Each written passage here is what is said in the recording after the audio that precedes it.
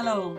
It's really hard to believe that we've come to the end of February and the end of the designated Black History Month period. But I tell you what, we've not come to the end of the truth-telling and the work that the Center for Racial Healing continuously stays committed to trying to do.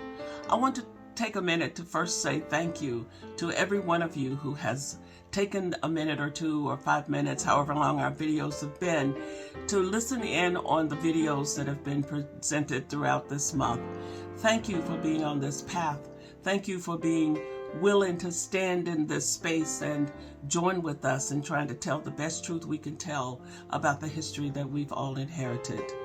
I want to say that as we go forward into the rest of the year, we go with the same spirit of truth-telling, the same spirit of feeling the urgency to deal with racialized trauma. So that is why this entire year, the Center for Racial Healing will be focused on all of the different aspects of racialized trauma and the wounding that has come to white people from living in a country stratified on race and on the indefensible system of superiority of white skin. We are committed to continuously holding up all of the threads of that history and the wounding that goes with it till we see how we can find a way to the light that can heal us. Racial healing is not a simple matter. It is not something that's going to happen in a hurry. I have been doing this work now for 50 years. So I know it's not going to be done in a hurry. But what I think we have got to keep holding on to is that as long as we stay steadfast and grounded in the willingness to keep understanding ourselves and each other, and to keep understanding that we need each other.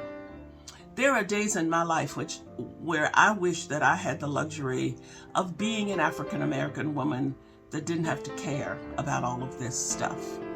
There are days in my life when I wish I could take a break, when I wish I could go away somewhere and not have race and all of these issues be a part of anything that I had to think about. There are those days, and it's okay to have those days.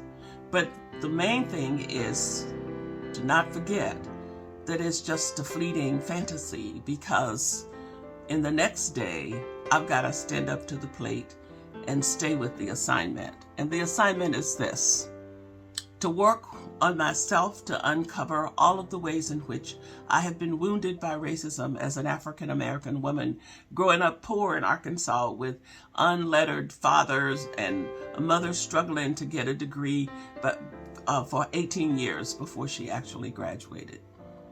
That is part of my history. There are lots of wounds associated with having walked all these years in this country as a Black woman. And you who are listening have your own stories to tell about your wounding. But let's also not forget that healing is possible, that God is the God of healing, that there are angels and ancestors and all of the heavenly host engaged in wanting us to do better, to get well, to heal the planet, to heal ourselves, and to understand how intricately we're all connected and how important it is for us to tell the truth and do the best we can to find a pathway to the light.